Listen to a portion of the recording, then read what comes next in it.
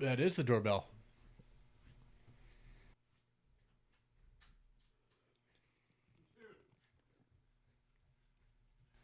There's a cute young gal who we paint houses.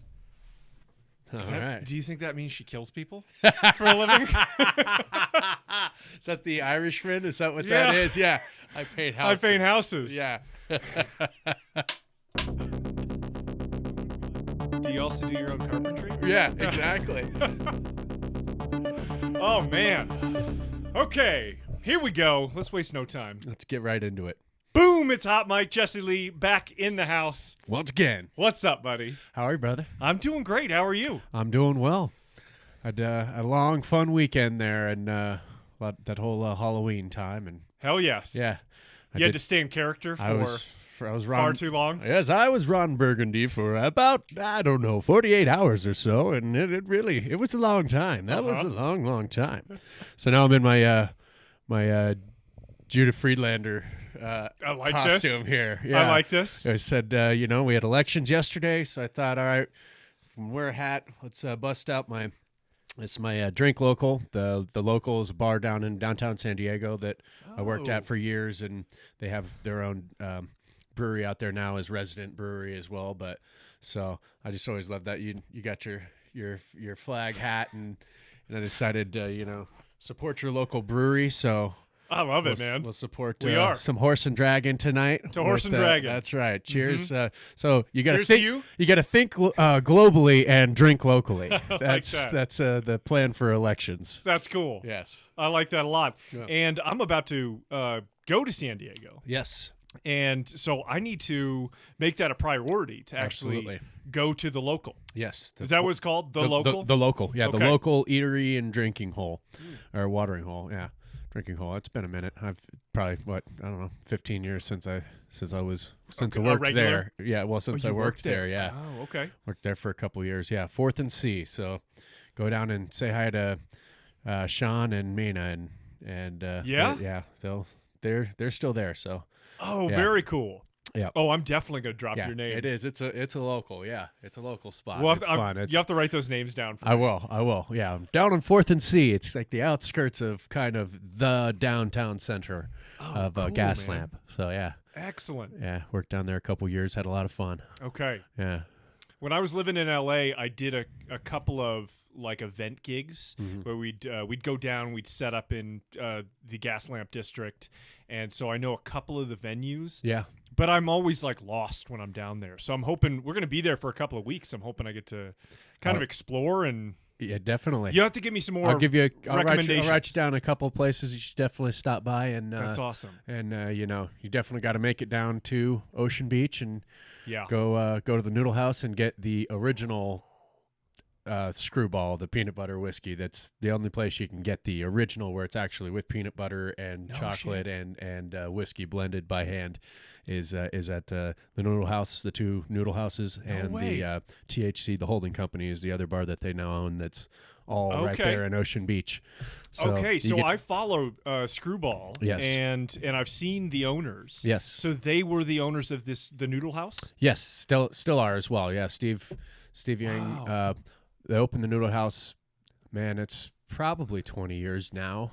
I feel like, but yeah, he grew up in that area and Point Loma, Ocean Beach area, and so he was able to open up two of them, and then I don't know, probably sometime 10 years ago or so, they bought Gallagher's, which was like the Irish pub that's like right on the beach down there, and turned that into the holding company, THC, okay. and that's where Johnny worked for many years. He worked at both the places, at Noodle House and there. So That's cool. yeah, but you can go down and get the original. That's like, people are like, I don't know about this, and then they try it and they're like, I want to put that on my cereal every day for the rest of my life.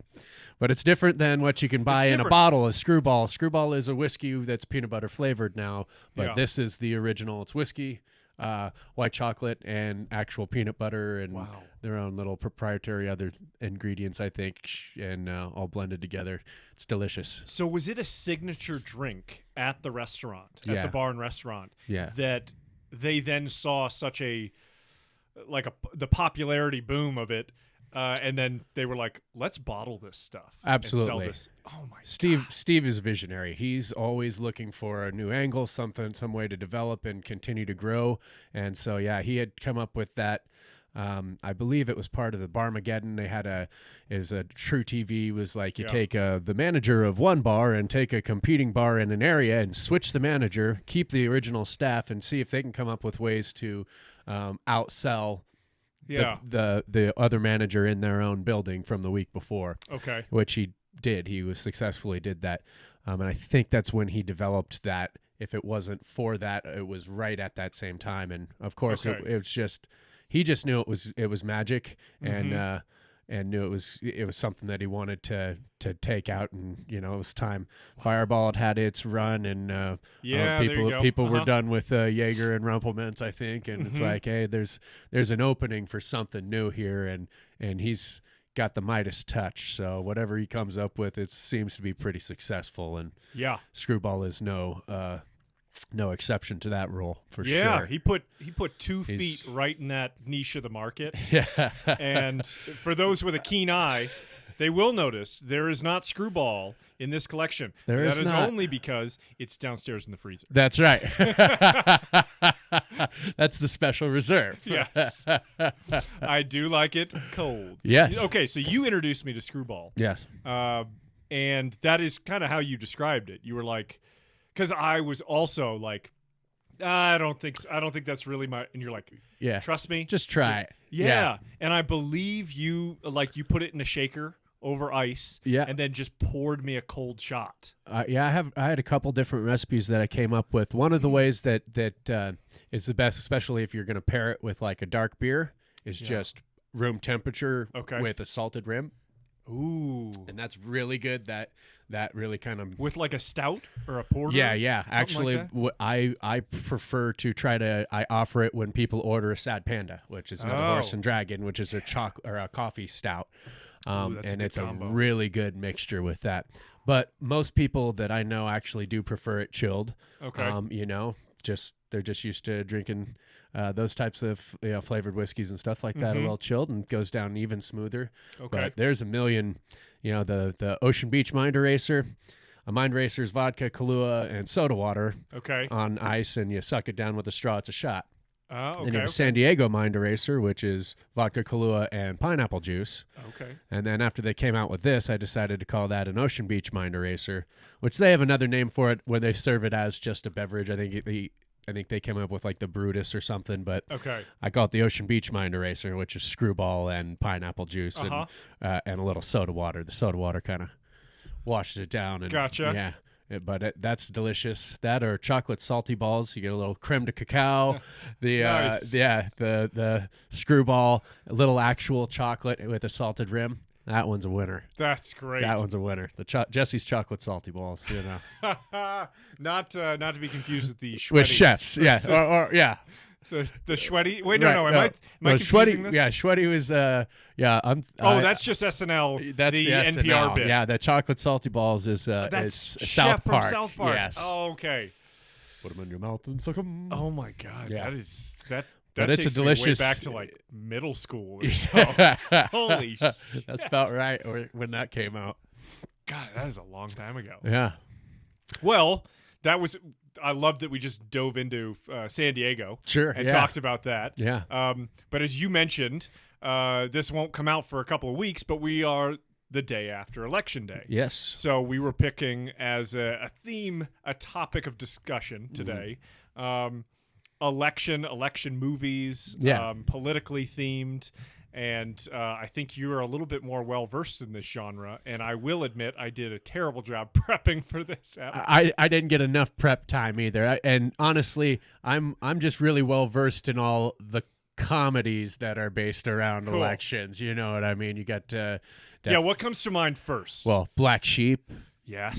That's a on-the-road campaigning movie. That's a straight up comedy.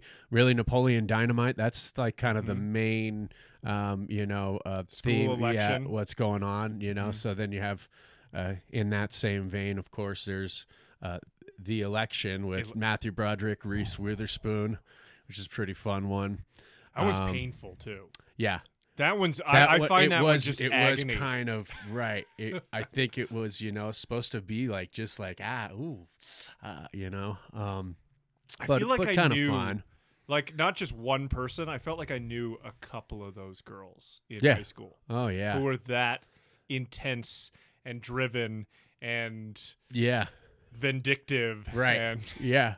Well, it's dishonest, right? You know, that's why those movies are so good, where they're doing the high school, you know, election, because it's really just a microcosm of every real kind of election. Like that's what, when you're watching like The Candidate, you know, it's the Robert Redford and Peter Boyle. Looking way different than, you know, he even the whole movie. I still go, I know it's him, and I can see it and hear it every once in a while. But you know, he has a beard and even in how he looks in – Taxi Driver, right? He looks completely different. Yeah, and it's cool to, you know, he's a great actor that can do that. You know, and take you somewhere completely different, and also do Frankenstein's monster. Yes, Frankenstein. He was Frankenstein. Is it Frederick Frankenstein? Is it Frederick? No, it's Frederick Frankenstein. Yeah. Werewolf. That's Their so wolf. Their wolf. Why are we talking Their like castle. that? I don't know. I thought you wanted to. Their I'm castle. on. Their wolf. Their castle. Suit yourself. Yeah. But I'm easy. Yeah, I'm easy. That's so good. But in The Candidate, you know, it's and the whole Which thing is a about great that. Satire. It really is, and political system. It's funny. It's considered a comedy drama, but it's not really like a comedy. There are some funny parts in it, and just some really funny lines. But it's very serious, and it doesn't present itself like a comedy. Yeah. It seems like a serious movie to me when you watch it. You know, and where, you know, he's just a lawyer, and they decide we need somebody to oppose the incumbent because it's just he's out of touch. This group feels like he's out of touch and want someone to oppose him just so that they can kind of broach having someone of a different style in there, even though they're like, there's no way you're going to win. Here's the thing. That's what he says to him in like one of the first scenes when Peter Boyle comes to try to get Robert Redford's character, who's a lawyer, but whose father was the governor of California there, to run in the Democratic primaries for Senate against this incumbent. Okay. And you know, he grabs a book of matches and he writes down, he's writing on it, and Robert Redford's talking about, I just want to say whatever I want. I don't want you to try to tell me what I can say and what I can't say. I don't want to have to play a game to be a politician campaigning. And he goes, well, here's your guarantee. And he hands him the matchbook and it says, you lose. And he's like, you're going to lose. We're planning on you losing. So you get to say whatever you want. Yeah.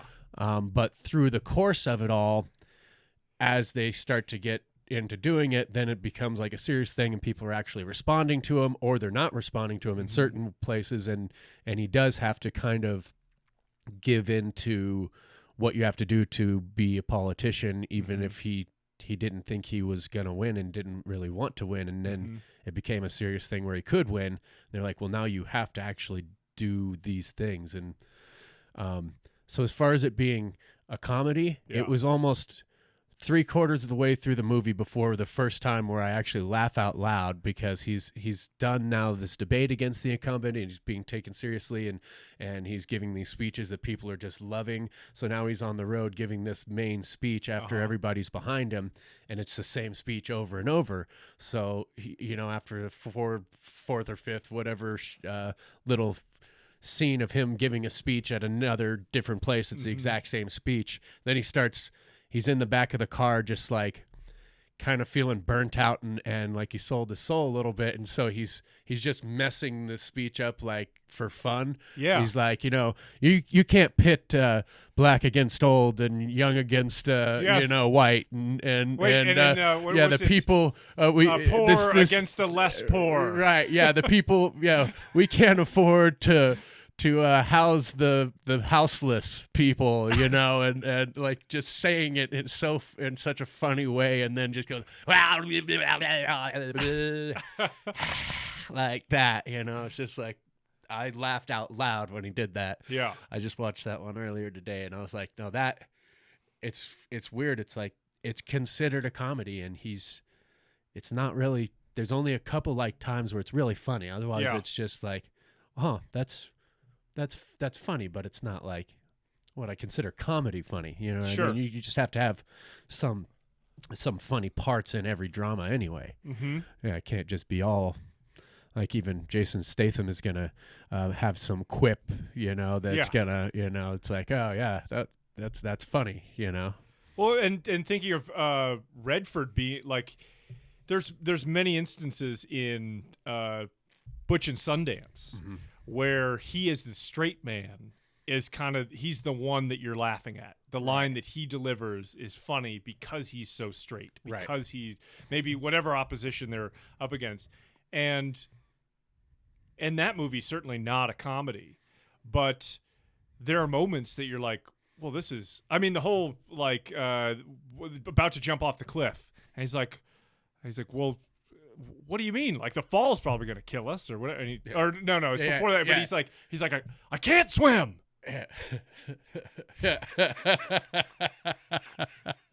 He's like, you kidding? The fall's probably going to kill you. Yeah, no, yeah. Like you don't have to worry about drowning. That's the fall's going to kill you. Yeah, genuinely funny moment. Yeah, in the movie. I can't swim. But it's not a comedy. No, it's just there's funny things in life. Yeah, there's shadows in life. That's one of my favorite lines in Boogie Nights. This is a complete left turn, but it's when William H. Macy, who is he's the key gaffer, and he's doing all the lighting for Burt Reynolds, and he's like, I mean, we don't have the coverage we want. There's going to be shadows, and Burt Reynolds is like, hey man, there's shadows in life, baby. There's shadows in life, baby. Yeah.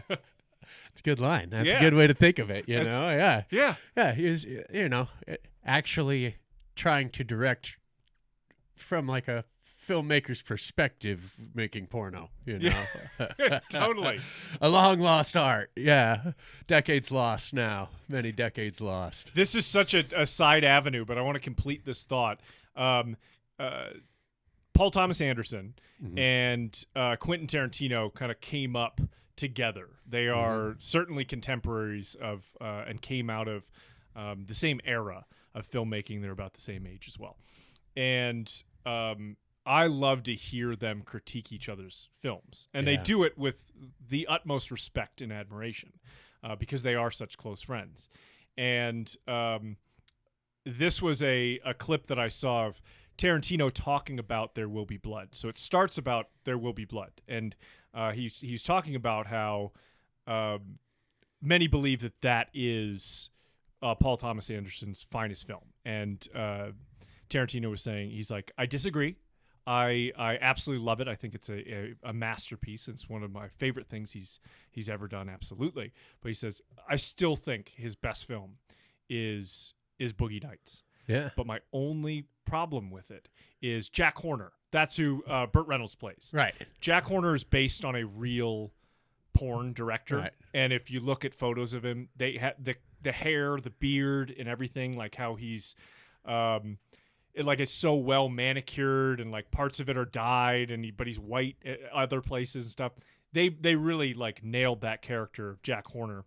I can't remember the real guy's name. Right. But when Jack Horner makes what he says is like, I think this is the best thing we've ever done. Right. And it's Dirk Diggler. Right. And he's fighting crime action, and action he jumps, stuff. Yeah. So it's sexy, it's thrilling, but it's everything. It's all encompassing. But when they look at the dailies of the footage, we as the audience look at it and it looks like shit. Like it's like, this is the cheesiest piece of garbage we've ever seen, porn or otherwise. Right. That was the only part that Tarantino talked about. He's like, I wish they had made it look good. He's like, Jack Horner or the real guy that this is based on would know that this is not good filmmaking. He wouldn't have considered it the best thing he's ever done, or wouldn't have said it with that kind of feeling behind it if it was this quality. Yeah. He's like, this guy was actually somebody who did want to make good film, right, and had the capability of it. Right. And it was just an interesting critique from a friend where he's like, you made an incredible film, and I think it's your best.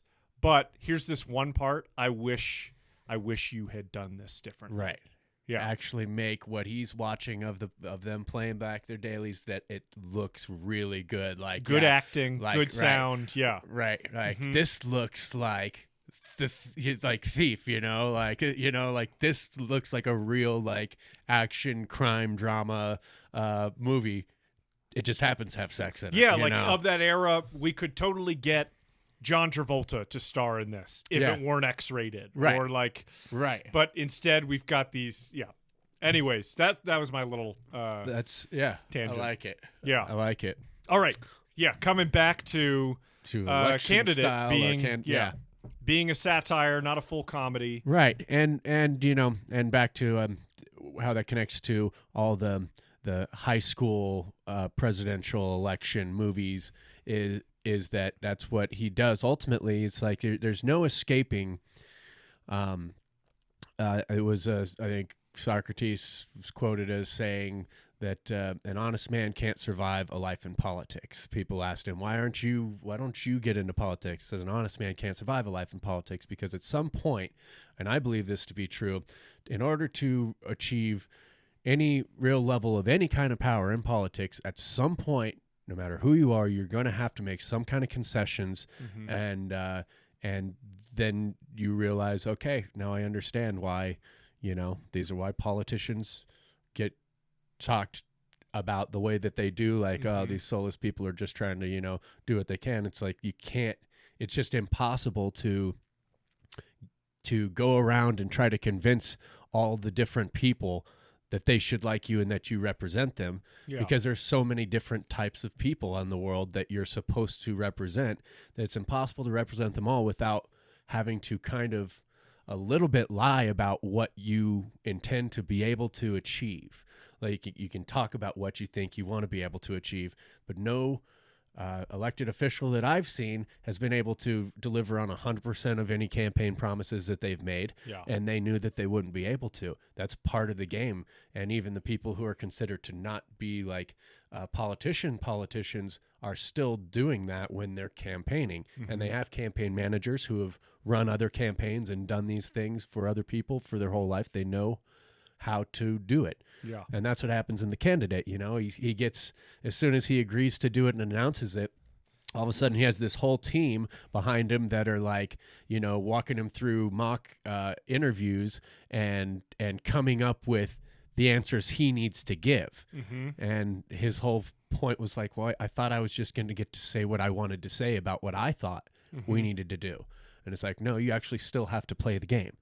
And so by the end of it, he ultimately, wins out a huge surprise, and then the last scene is there's thousands of people just going crazy and mobbing him, and he can't get away, and he grabs Peter Boyle and take him, and they jump away back down a back hall at the hotel and into his room for a minute, waiting for the 1 minute until he's like, you got 1 minute until they find us. What is it? And he's like, what do we do now? And he's like, what? I can't hear you because they're already at the door. What? He said, what do we do now? What do you do now? It's like, first you didn't expect to win at all. Now they've created you into something that's not you. So he doesn't even know how he wants to handle being this elected official. But at least his dad was proud of him at that point. Yeah. Yeah. You're a politician now, son. I love that actor. Yeah. Who plays his dad. Yeah. I can't remember his name. I was thinking of it earlier. Do you remember being there with Peter Sellers? Yeah.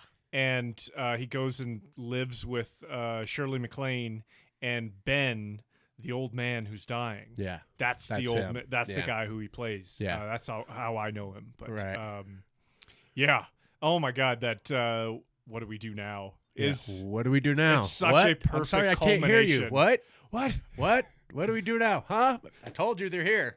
Well, go meet your public now. That's what you do now.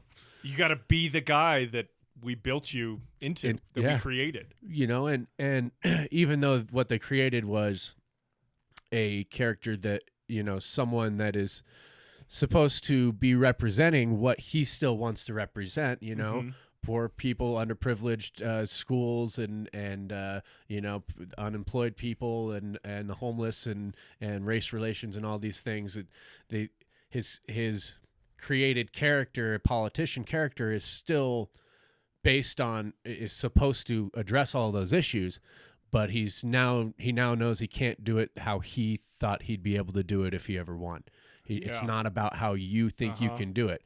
Throughout the whole time, they're like, you can't just go off and talk about this. You need to stick to these points. Yeah. And, that's how he won the debate, really, in the end, was they only talked about these 4 points, and then when he has 1 minute to wrap up, and his opponent, the conservative Democrat, gives his whole thing and his 1 minute thing, and then Robert Redford's just like, Bill McKay says, you know what? We didn't talk about so many important issues, and I don't understand. These are the things that we should have been talking about. We talked about these things, but they're kind of irrelevant because the homelessness and the race issues and all these things are what is creating the crime issues that we were talking about. Mm-hmm. Why are we talking about crime? Because we're trying to talk about how we're going to treat a symptom, not about how we're going to treat a disease. And you got a minute to talk, and that's like really what pushed it over the edge. Although his campaign manager was like, I knew he was going to do it. He screwed us. He came out and said that stuff. It's like, well, it was partly what kind of turned the tide for him, mm-hmm. and also what he can't do. That's where he learned, okay, now I need to stick kind of more strictly to this speech that they've given me with the 5 points of how we're going to handle law enforcement and stuff like that. And that's when, after he sticks to that script for a while, he starts to feel lost in who he is, and mm-hmm. and does that whole silly scene in the back with the I remember that. People peopleless people, and can't have houses for the people with the houseless people, and blah blah blah blah blah blah blah. Totally. Well, his position in politics kind of sound like he's almost like a Ted Kennedy, who didn't come from political royalty, right? Or maybe bootlegging royalty, right? I don't know how you want to look at it. Well, they all did, do stuff. I think their dad had entered into politics prior to all of them doing stuff. So they were kind of new into that for what generation they were. But yeah, there were all the Kennedys were kind of seen as representative of the people, mm-hmm. more than of the establishment or of the traditional campaign and political directive, like how you're going to get people to vote for you, mm-hmm. which was another thing about that they addressed that, but whether it's running for Senate, for the president, or for president of your school, you gotta vote for Summer, because who wants to eat chimichangas all year? Not me. Oh. It'll be summer all year around. That's right. And Napoleon Dynamite. Oh, that's great.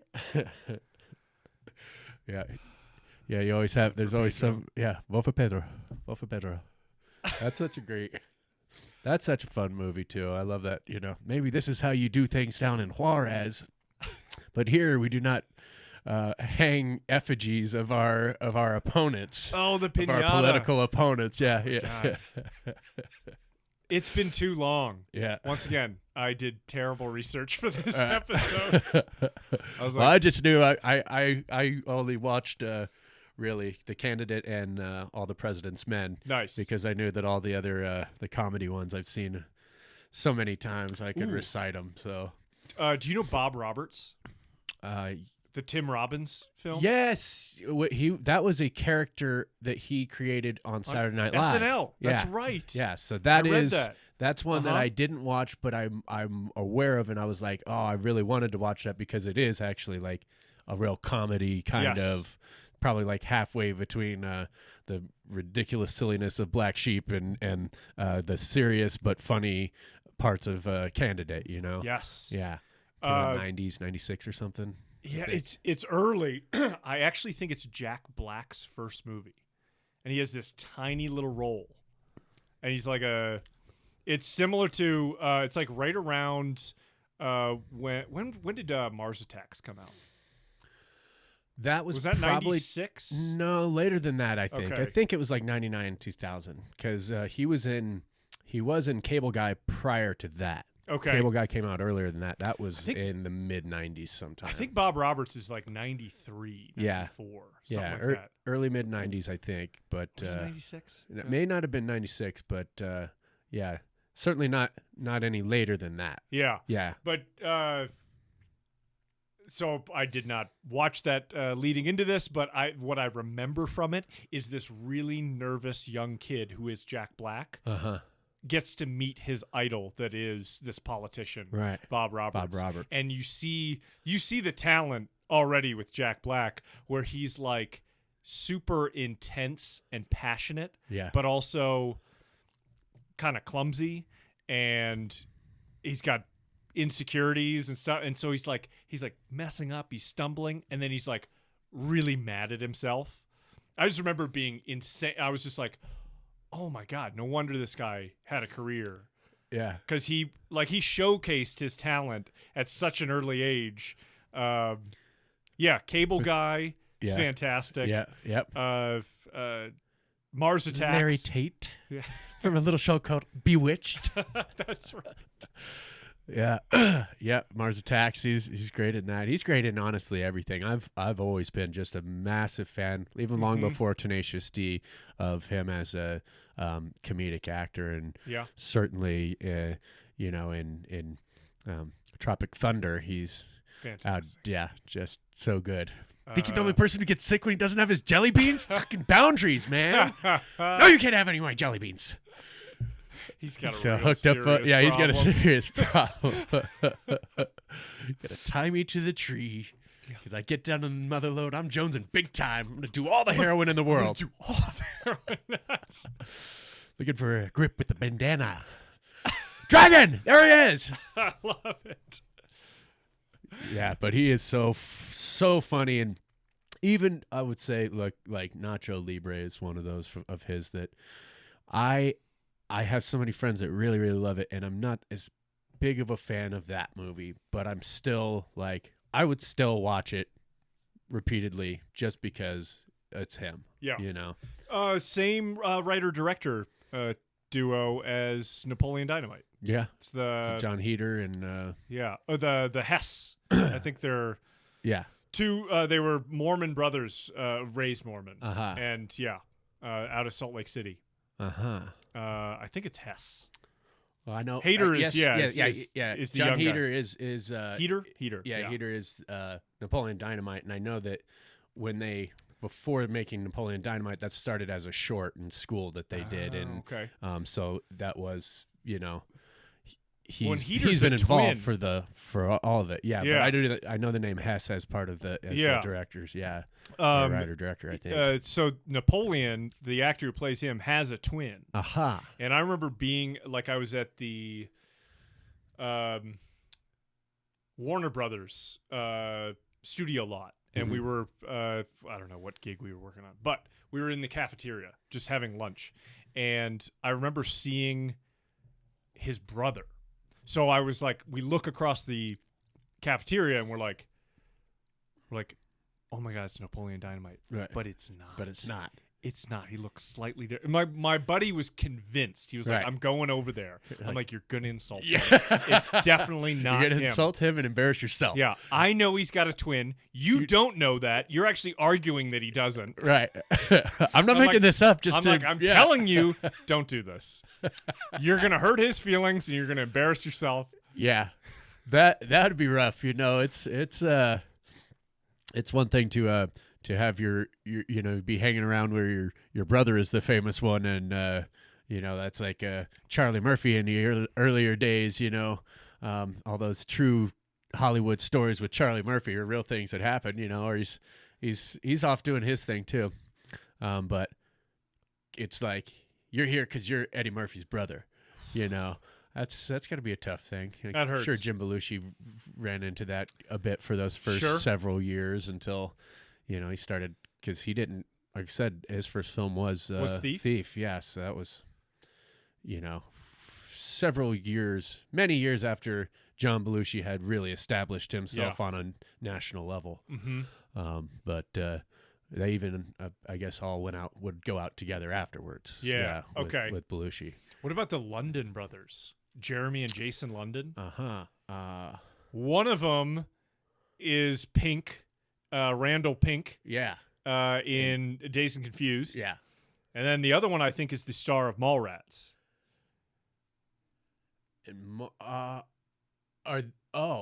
So that's And then the other guy, and then one of them. That's not the same guy. So they're- then Yeah, those, like, there's. I don't know who plays which. So- I think it's Jeremy, who's in Dazed. in Dazed and Confused, God, right? we can is figure this out Floyd, right now. Right, Randall Floyd. Do you see it? Um, There it is. yeah, Okay, we're gonna solve this on the air. because I'd never heard that. I never realized that there was a set of twins and that one or another was. I thought that it was the same actor. Oh God, the VHS tape doesn't give actor credits. Well, Of course, there's not. too many of them. Shit, I almost solved this mystery.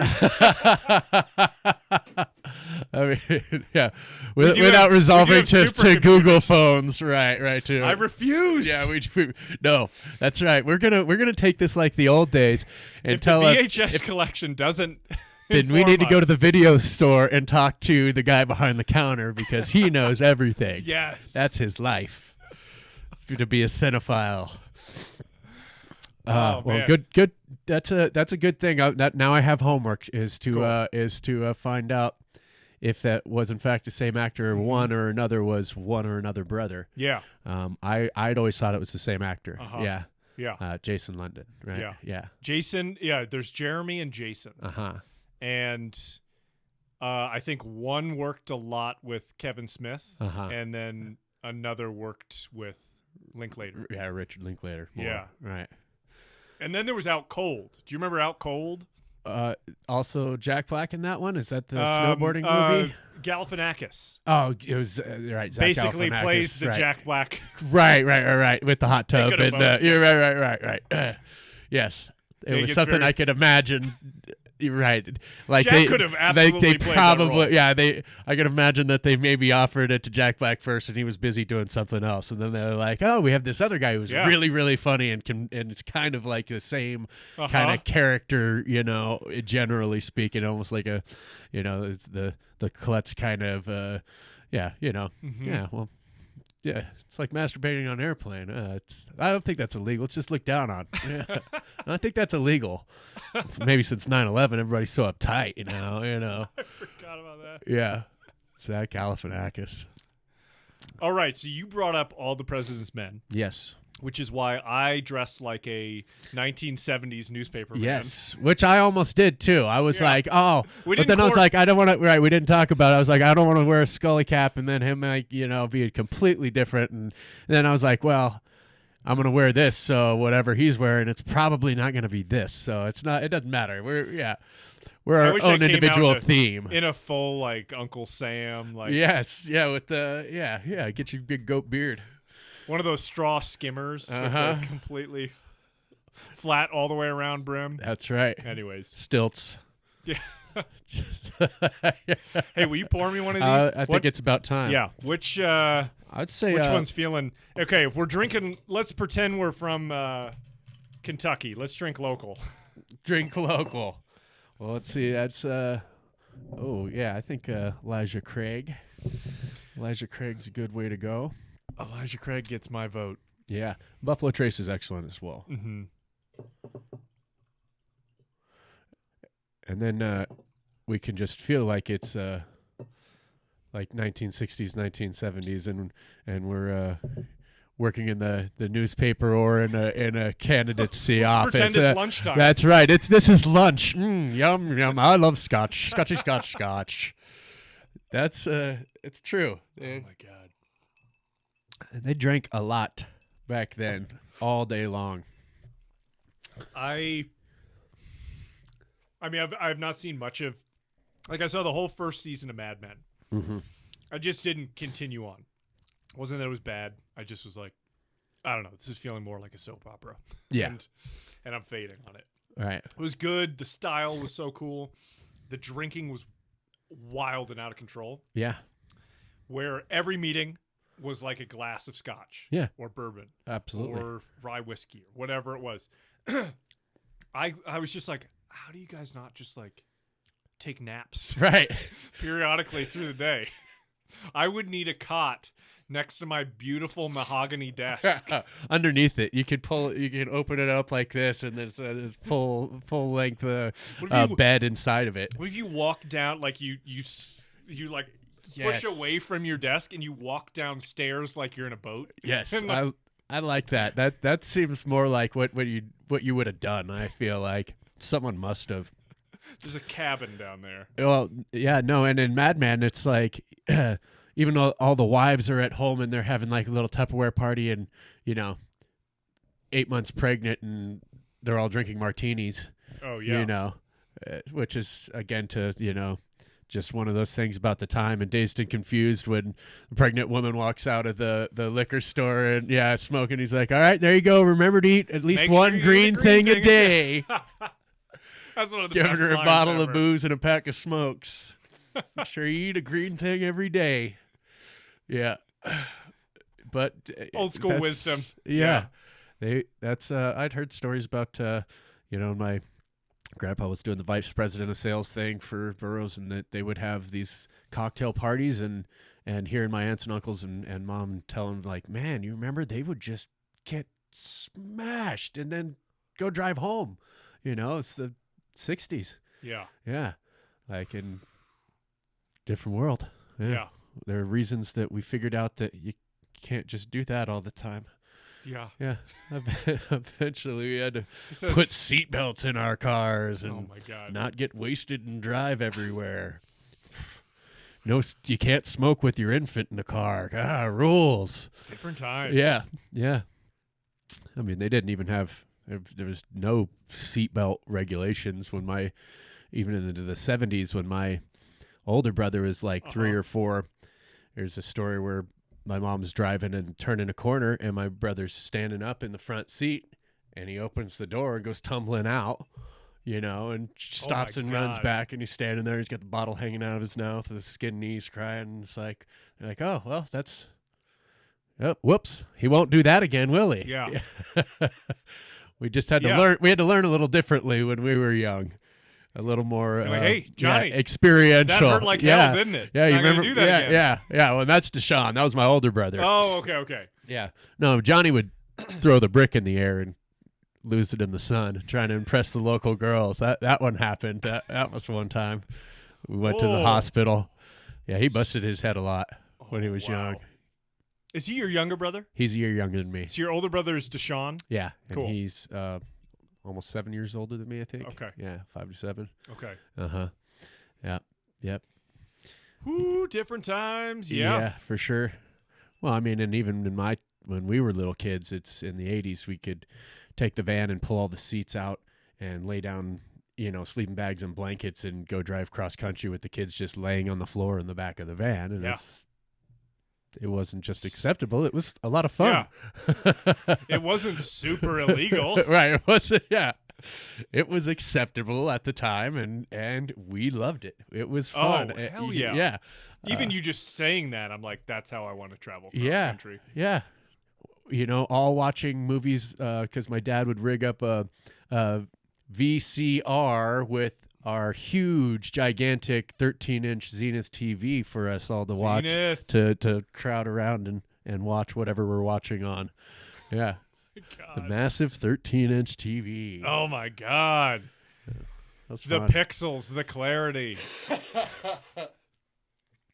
That was kind of a fun thing watching The Candidate is it's seeing the 70s, like where they're doing scenes where you're supposed to be watching it as if you're watching the TV, not so it's not cinema quality video that you're watching them going up on and seeing all those pixels and being like, wow,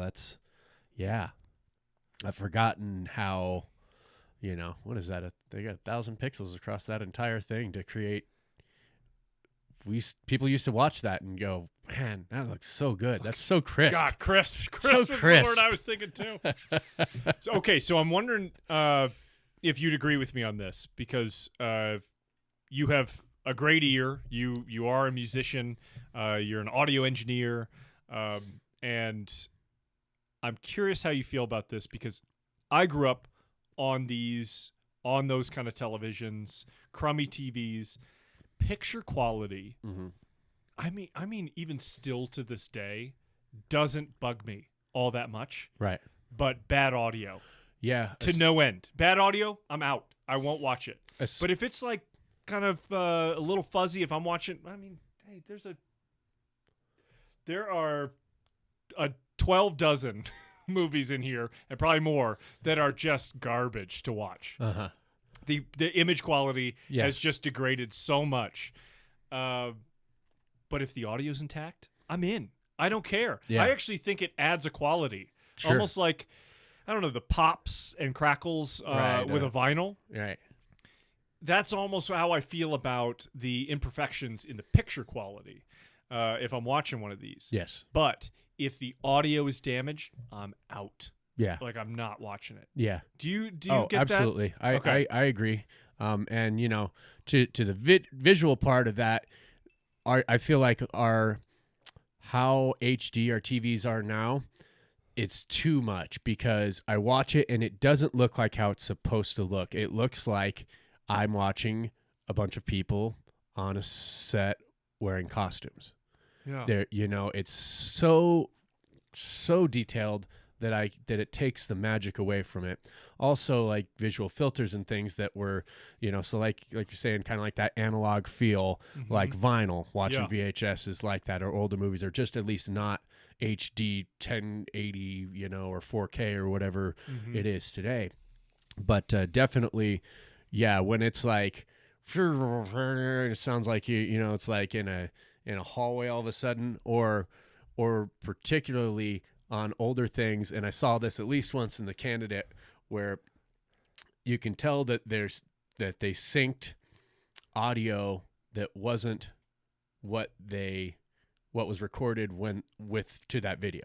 Okay, so like there's a little scene where they're in a plane just towards the end, and they land and they can't get the doors open to get everybody off. So he and Bill McKay and Peter Boyle's character Lucas, they go into the cockpit to get away from everybody so they can talk real quick about the speech that's coming up. And the pilot tells them, you can't be in here. And I think he says something like, this isn't a bar car or something like that. But his mouth doesn't move and say those things. And then so I was like, oh. And then I watch and I can see that their mouths aren't actually lining up to what they're saying either, you know. And that's just something about how things were done that long ago.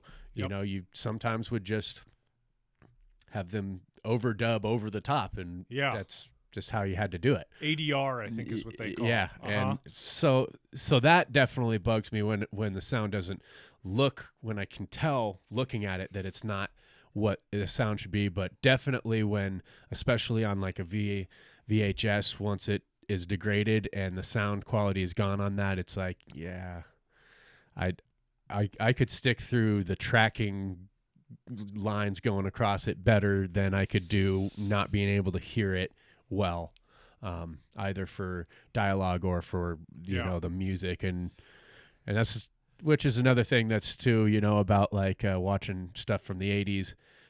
All there's like no compression on the overall, so you know, you got to turn it really up to hear the conversation, and then all of a sudden the music comes in and just okay, turn it down. Down. Yeah. Wait, what'd he say? Yeah. Turn it back up. Turn it back up. Da, da, da, da, da, da. Oh, Jesus. Yeah. Everybody check Grandma. Grandma, she's all right? She's all right. Heart didn't give out on that one. Yeah, I actually think one of my copies of Yes. Blade Runner. Yeah. You got to have backups in that one. Absolutely. Because one, they start to go. They do. And I've got a cherished director's cut that I love because it's on VHS and it's not the final cut. I think that was only released digital and DVD. I think so. But the final cut has got a tracking pop to it, so it's like the whole time you're watching the movie, I'm like, shut it off, shut it off. Shut it off. We're gonna go watch it on Amazon.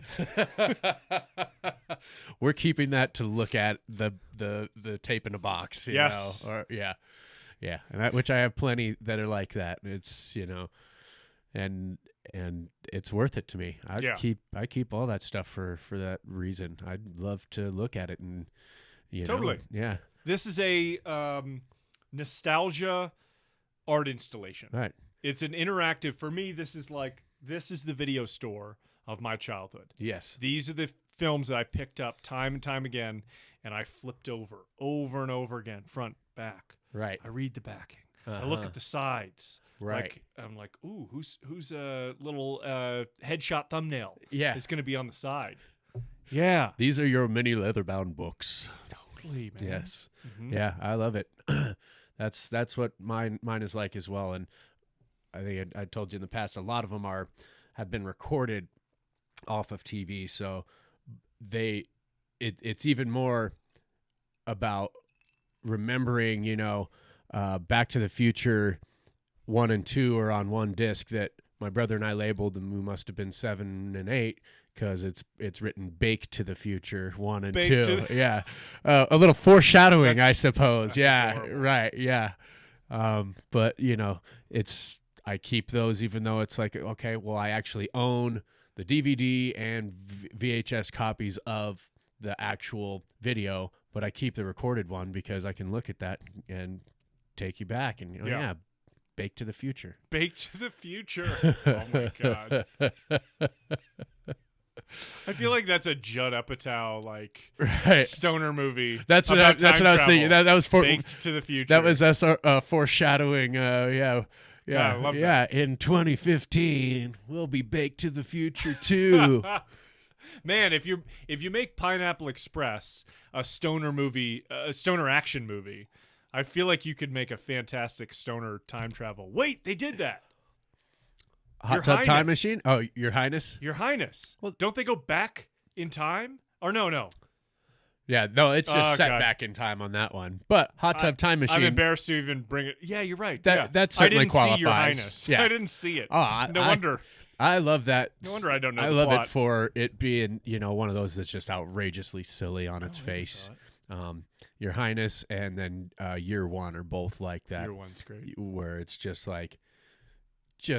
farcical, and it's supposed to be, and it's just super ridiculous, and Year One got. I mean, I don't really follow reviews, but it got terrible reviews. Oh, for sure. People just trashed it, and I was like, "What? I mean, what do you mean? What'd you think it was going to be? Right. This is exactly what it. I think it's smart. Promised. I think it's smart, dumb comedy. Yeah. It's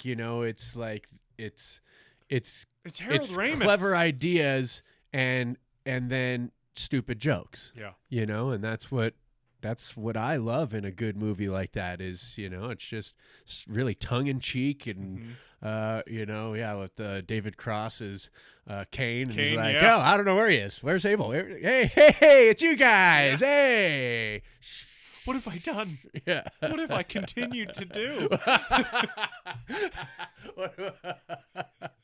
Yeah. He's another one. It's magnificent. Oh, he's tremendous. Uh-huh. One of my favorite stand-ups of all time. Yeah. Mm-hmm. Yeah, David Cross. And I mean just and obviously his stand-up is really funny and scathing, but then you got Mr. Show and Mr. Show, fantastic. And in The Grand. Have you ever seen The Grand? Absolutely. Yeah. Oh, yeah. That's one that I found at the 7-Eleven. You go to the 7-Eleven and you're just like, let's see what's in this $3 pile. And I was like, oh, okay, so that's how I found there's it too. Gabe Kaplan and, you've Dennis Woody Farina, Harrelson, Dennis Farina, Michael McKean. Yes, Michael McKean, classic. And I'm just like, all of these people are in this movie. Ray Romano, Chris Parnell. Yep. And Hank yeah, Azaria. Hank even has that- Azaria. Yeah. Do you remember his character name? I know they're the Bust You Bust You Crew. Yeah. I don't remember what his specific name was, but I remember it might be a different character in the Bust You Crew. Yeah. But I just remember Mike the Bike. Yeah, Mike the Bike. Yeah, that was one of them for sure. One of the three. Mike the Bike. What a lazy nickname. We got a lot of, a little shorthand, like GTG, good for the game. Good for the. Oh my god. Yeah. Yes. Call the crack. Call Yeah. the crack. Yeah, the Grand is fun, and it's really kind of that one's really it feels like, I don't know how much of it is completely improv, but it feels like throughout the entire thing they just took all of these actors and got them together and they're like, here is an idea, run with it. Yeah. And certainly in some of the background shots, I know that most of it is that way. There may have had a couple things that were specifically scripted, but I think the mass majority of the movie is just letting these insanely funny people just go. And Do you the remember Mentats. when that's Chris Parnell. When Chris Parnell character. is giving the quote of the Mentats, and he's like, the spice becomes stains. The stains leave. Yeah. And he does the whole, I don't know, the whole Mentat thing. Right, and then, I don't remember it. But and then David Cross is like, is that Rush? Yeah. You can't wear a hat. Okay, well, I'm contractually obligated to wear this. So what if I turn it around then people would be assured that I have a hat under here? Is that okay? Oh, that's so good. Yeah. Do you remember his small role in Waiting for Guffman? Yeah. Yeah. Where he's the UFO kind of nut. Yeah. Who's all about crop circles. Yeah. And he's out in the crop circle and he's like measuring it and he's like and the most peculiar thing is when you stand in the crop circle, it is always 68 degrees with a 30% chance of rain. Yeah. Yeah, he's just funny. He's hilarious. Yeah. Mr. Show is fantastic. Yeah, Mr. Show with Bob and Dave and Bob Odenkirk. Ron Ronnie Ron. Run Ronnie Run, great film. He's brutalizing me. That's when they make a story into a Broadway show. Yeah. Yes. Y'all is brutalizing me. That's just shit. Yeah, it's Mandy Patinkin. Yeah. The whole bit. I'm right, you were wrong. You were right, I'm wrong. That was terrible. I love the Bob Odenkirk bit where he's like, I have to admit something to you, Ronnie. My accent, it's not real. Right. You ain't from England? Oh, no, I'm from England. But I was born without an accent.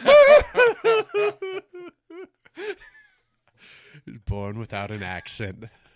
He's gone smell blind. Oh, my God. That is a fantastic movie. Yeah, Run Ronnie Run's a good one. Another election movie that I feel like is kind of on par with Run Ronnie Run. Did you see Ali G in the House? Oh, yeah. And that's a cult classic for me. Yeah. I haven't seen many people, sure, everyone's seen, Borat and Ali, yeah. Yeah, but Bruno maybe.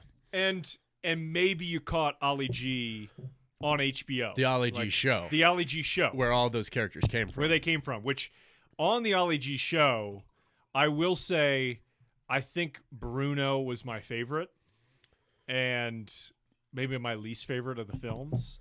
Right. Maybe at that point I was just kind of burnt out. But he was agree. my favorite character when he was on the show. Right. Well, I really liked Ali G's character in that because he would score these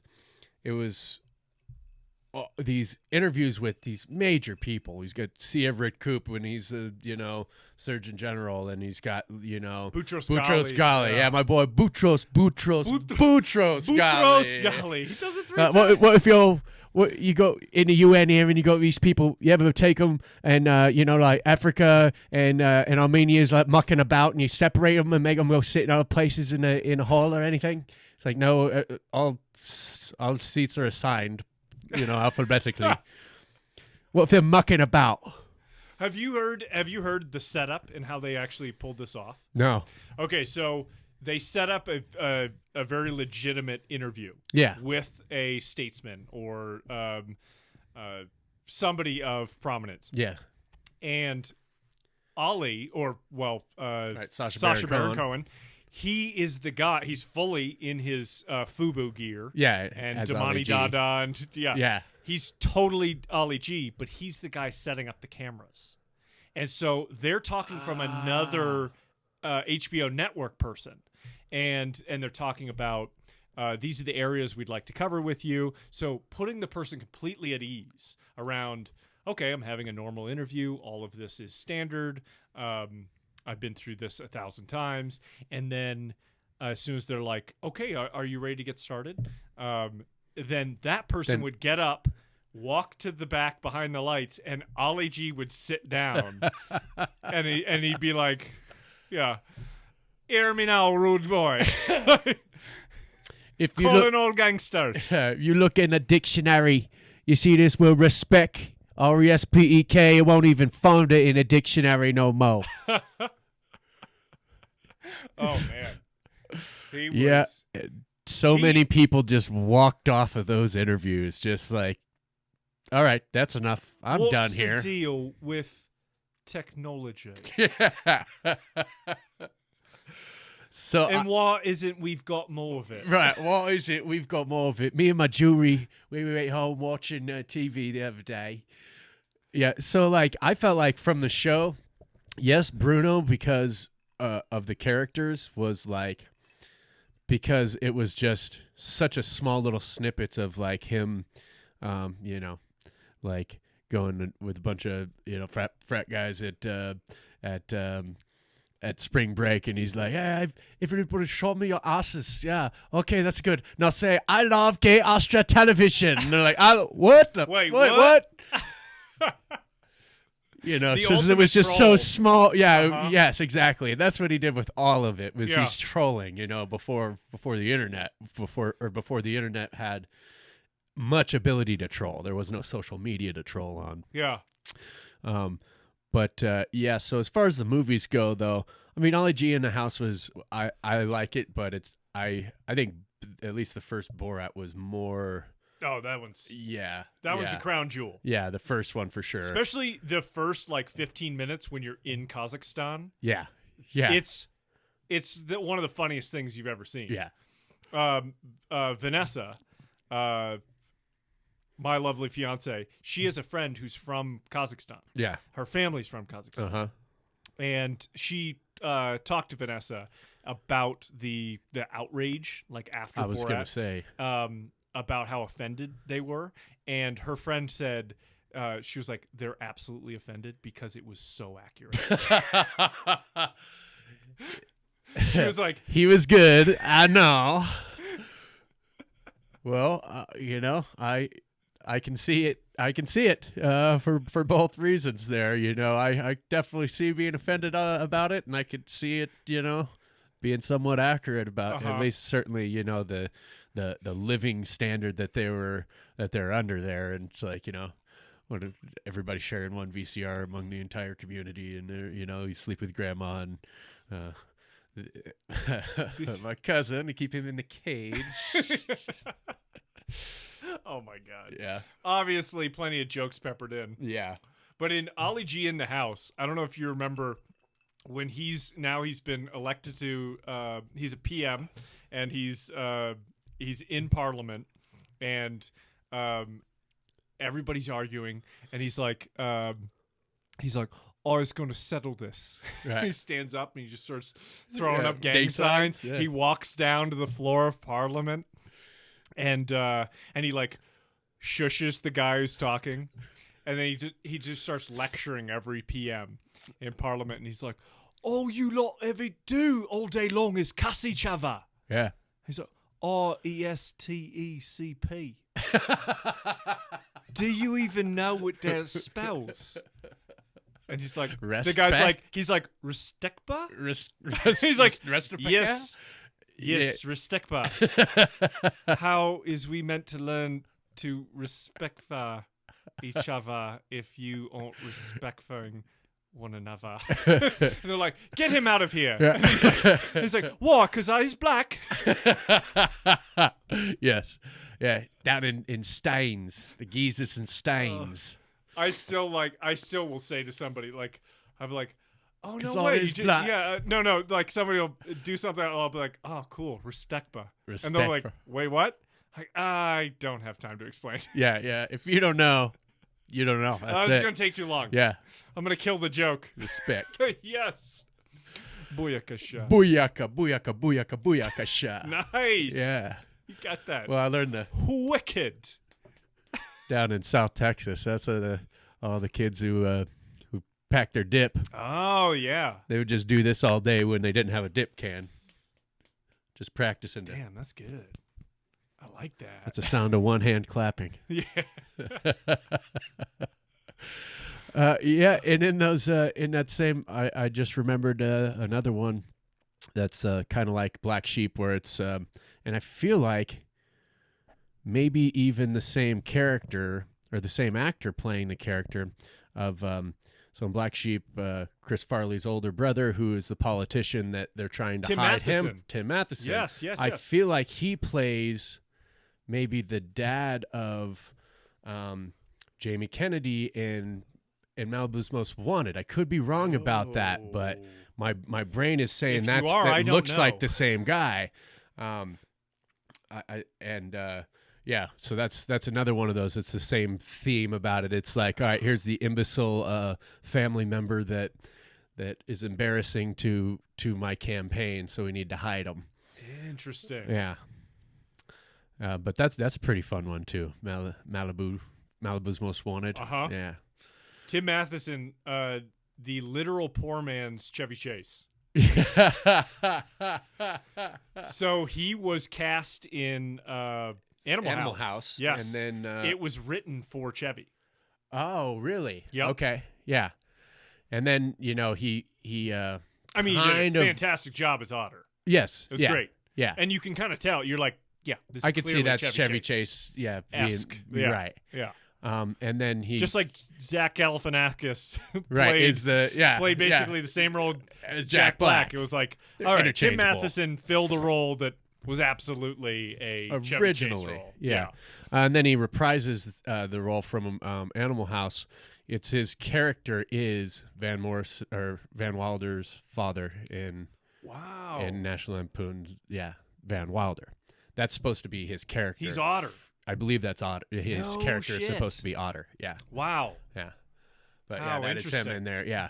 And Van Wilder is based off a Rolling Stones article written about Bert Kreischer. Right. About Bert Kreischer, really? Yeah. Oh. Bert Kreischer the machine. The Machine Yeah. is Van Wilder. Okay. Yeah. I can see that. Mhm. I would see him more in Dead Man on Campus. Oh, shit. Dead Man on Campus. Yeah. Man, I had a dream and I killed myself. I put the gun to my head and I went. It was so real. Couldn't have been too real if you got that second shot off. Yeah. The papers, Josh. Paper. Where are the papers, Josh? Papers, Josh. Give me your paper. Yeah, that was a fun movie, too. Oh my god. Okay, That's should we funny. close on All Sure. the President's Men? Mm-hmm.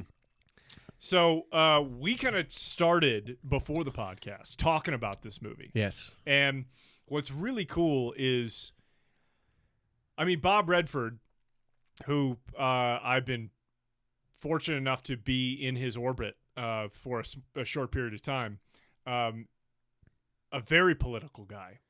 He had his finger on the pulse of this while it was happening, while everything was unfolding, while the book was being developed post Watergate scandal, and he was instrumental. I mean, he's the reason this film got made. He's the one who Absolutely. attached himself to it. He hired Palooka, Alan J. Palooka. He's the one who really saw Dustin Hoffman as the Bernstein character, and was instrumental in getting this and bringing this whole production together.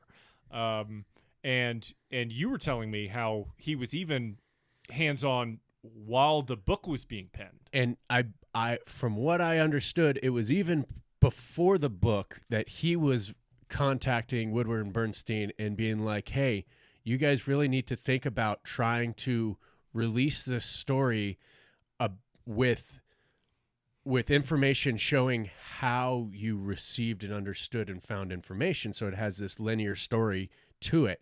And they're like, well, that's not how we're going to write articles. But then they did that when it was time to write the book. Yeah. But yeah, so he was in it from, immediately involved in it.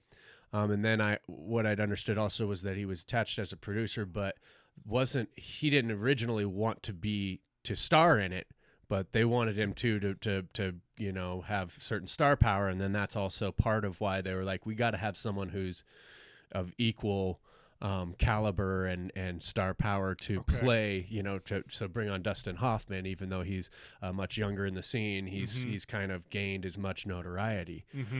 But yeah, obviously Robert Redford was very much involved in it and on a day-to-day in the production side of it as well,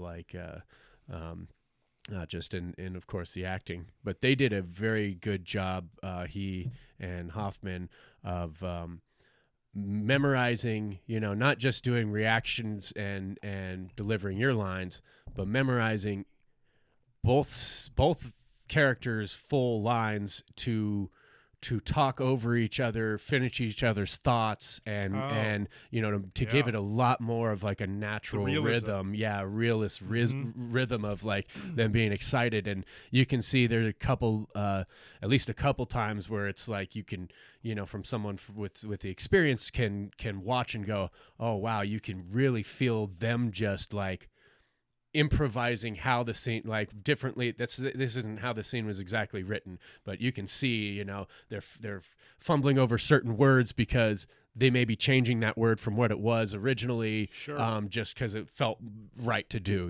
When you get in the room with people that are that good, you just let them go. Like, and it's like in John Hughes and is notoriously like, you stick to my script. I wrote it the way it's supposed to be. But then when John Candy came on set for Home Alone, he's like, let him do whatever he wants. Let's let this guy go. Yeah, so like all his thing cool. about, polka, polka, polka, you never heard of us? Yeah, the Sheboygan. Yeah, no. All right, the Polka Kings of the Midwest. Big songs, polka, polka, polka. Polka, polka, polka, polka. You're like, no? Okay. Yeah, that's all improv stuff. But it's cool to, I just love watching when that's really some of the best art of it is to see people doing it that way. And like Dustin Hoffman spends that time, he's interviewing the assistant to the secretary, I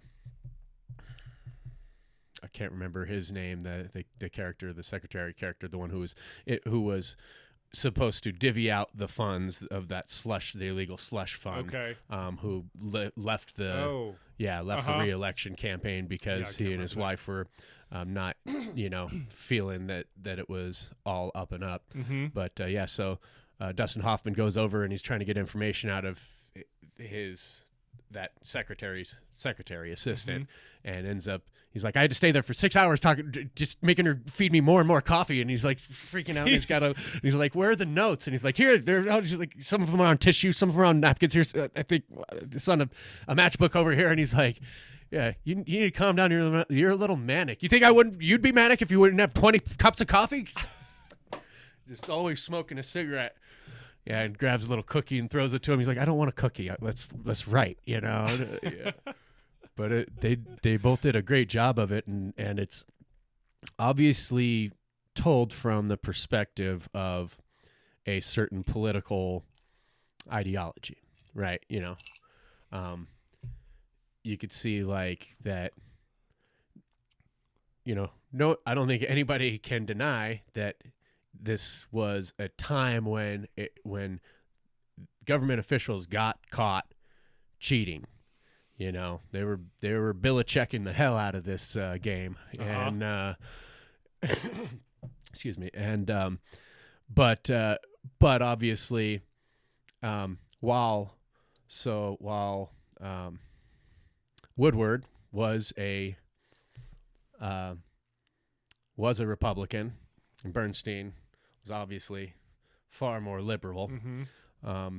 There is kind of like it, it's a movie for a little more of a liberal audience. Yeah. A lot of people don't like to, that if they were huge supporters of Nixon, to probably aren't huge fans of the movie about how he got caught, him and all his people got caught subverting American,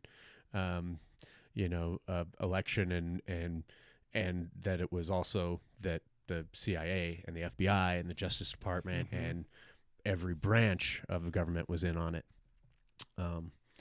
Which was also with the candidate. They originally wanted his opponent Mm-hmm. to be played by Jimmy Stewart, but he felt that that the film was denigrating towards a conservative, to a conservative. Like Okay. that's the whole point of it. Is it's about this young kid who can come in and change the way, and Yeah. our parents and their way of doing things is old and outdated. Uh-huh. And he's like, well, that's you're talking about me. Yeah. I don't want to do that movie then. Yeah. But Oh, I definitely fascinating. love it, and I do still think that it is probably very, very accurate, even though it is a movie and they had to change some things. I understand, like, to make it into a screenplay, which it won Academy Award for, I believe. I think so. Yeah. It's not going to, things aren't going to happen exactly how they are. There's one scene because Bernstein and his wife wrote a version of the screenplay to counter the original screenplay's version, and so only one real scene out of that got in that from their version, and it was something that just didn't happen. Yeah.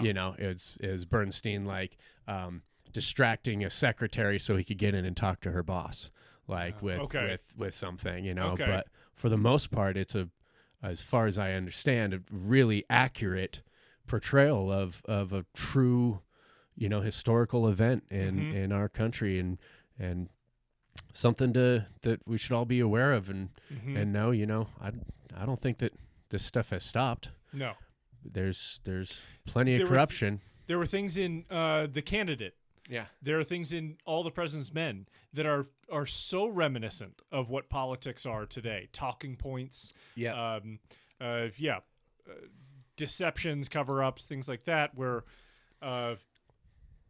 this has not gone away. You're absolutely right. Yeah, and when I was watching The Candidate, and there's towards the end, he's given that whole speech about you can't. It's not going to work anymore for you to pit old against new, black against white, rich against less, or poor against less poor. Yeah. But I was like, man, well, we thought it. Doesn't mean that it ever really went away, because it's still something we see today, unfortunately, is there's a lot of polarizing in order to maintain a specific political system. And that's really the bicameral system that I think is, for me personally, I'm not going to get real political on things, but for me, that's one thing he really said in The Candidate at the end of that speech. He's like, I think it's time for everybody to know that we're really all in this together. And that's the most important thing to me. That's why it is important for me to have people to try to be educated about issues and not about party politics, because we are all in this together, no matter what. And so I hope we can all find ways to get together about these and see each other's viewpoints, and hopefully, find a way that we can all be happy. I agree. Yeah. We need to stop looking at each other like the enemy. Yes. Yeah. We're all together. Yeah. I think that's the best message we can leave. That's right. Mataku Asen. We're all family. Jesse Lee. Yes. All Hot right. mic. Hey, man. It's only a matter of time before we do this again. Yes. I'm looking forward to it. Hey, have fun in San Diego. Thanks, buddy. Yeah. I'll see you when you get back. Absolutely. Yes. Say it with me. Boom! Is Hot Mike.